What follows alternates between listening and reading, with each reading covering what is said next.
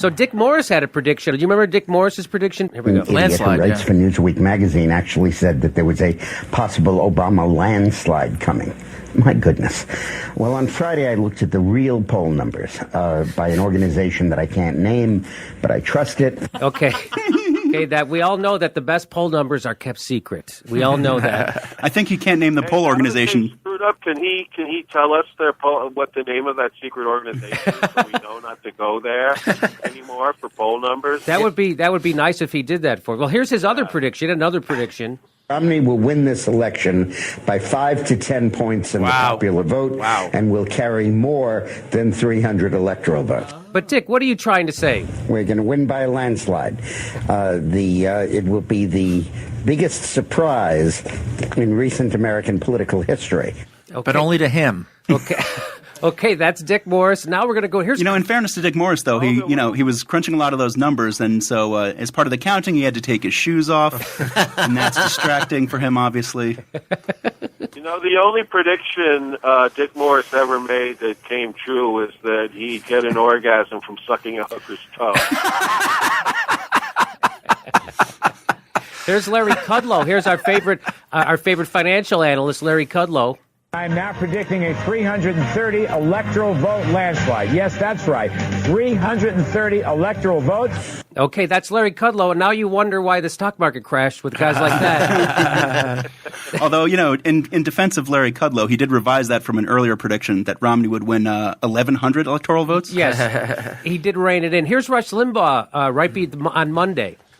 My friends, I've been looking at all of the data that you have been looking at. I've been trying to separate feelings from thoughts and come up with some sort of an educated prognostication. Common sense tells me this election isn't going to be close and shouldn't be.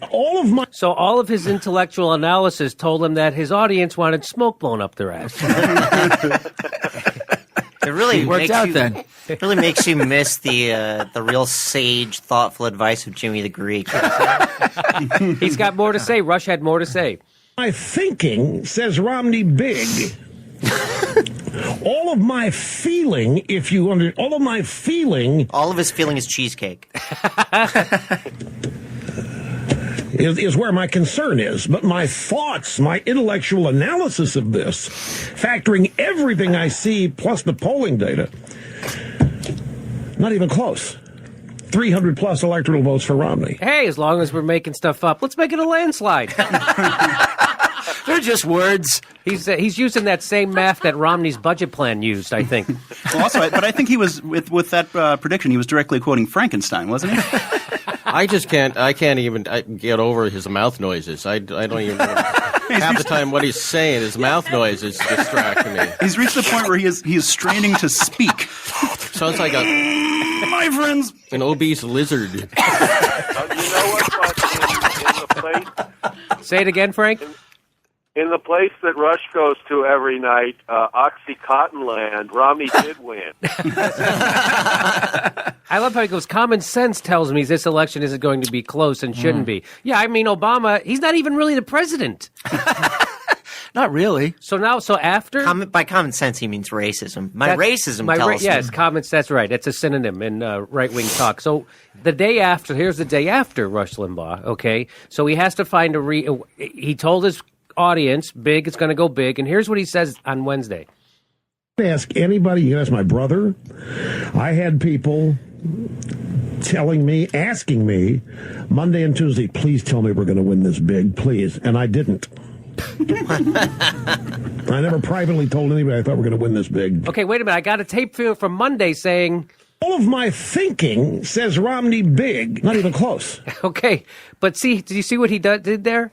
He said personally, privately, I never told anybody we were going to win big. He lies to his audience deliberately. He's what he admitted to. This has been pointed out by Lawrence O'Donnell pointed this out last night, that on Monday he said he's going to win big, and then they didn't. On Wednesday he says, hey, listen, I told you guys that he was going to win big. But listen very closely how he says it. It's really, it's important. Ready? Here we go. For the election, my thoughts, when I would think about this, and I told you this on election, there's no way Obama wins this, but my feeling, I felt concerned.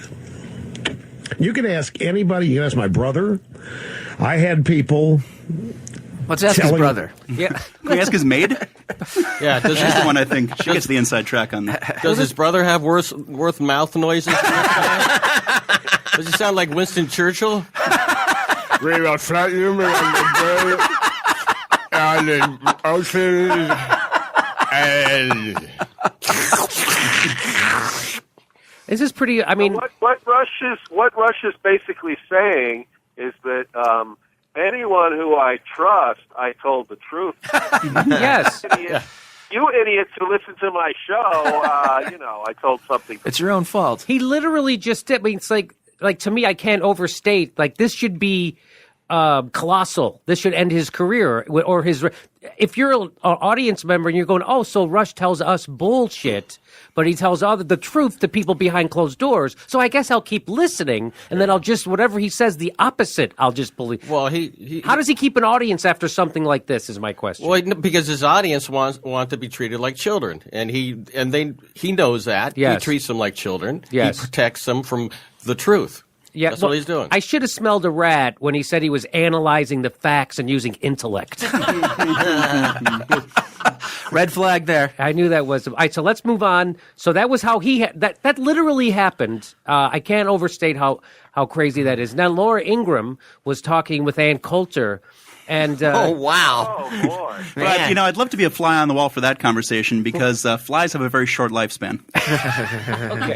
Okay. Quite an Algonquin bitch table, that. I'd have to believe that, I think. But what, table? Just yes. That's offensive.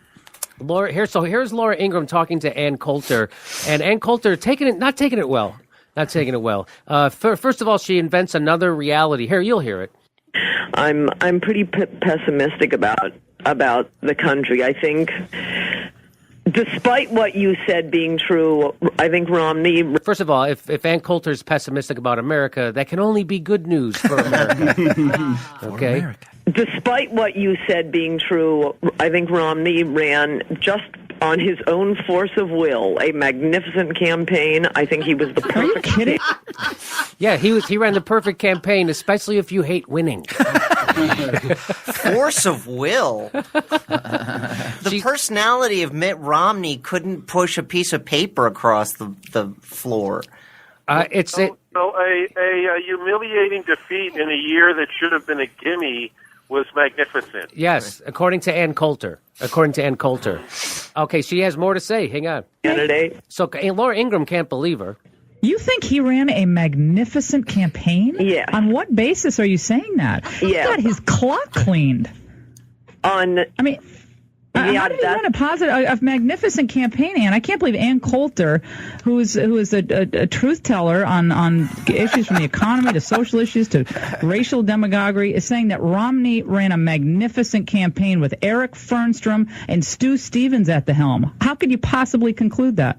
No, I said he did. I didn't say the campaign was magnificent. It was better than Ronald Reagan's. Romney didn't, they had to start inventing gaffes out of thin air. She said it was better than Ronald Reagan. Ronald Reagan won both of his elections.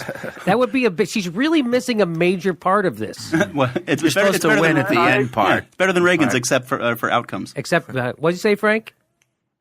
Jimmy, I haven't seen that tape of Laura Ingraham and Ann Coulter arguing, but just for my own purposes, by any chance do they start wrestling?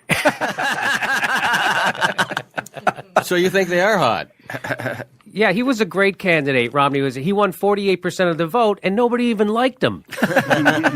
So that's not easy to do. Yeah, and it's kind of like this is kind of like human nature. Ann Coulter's crazy about Romney now that she can't have him. Right?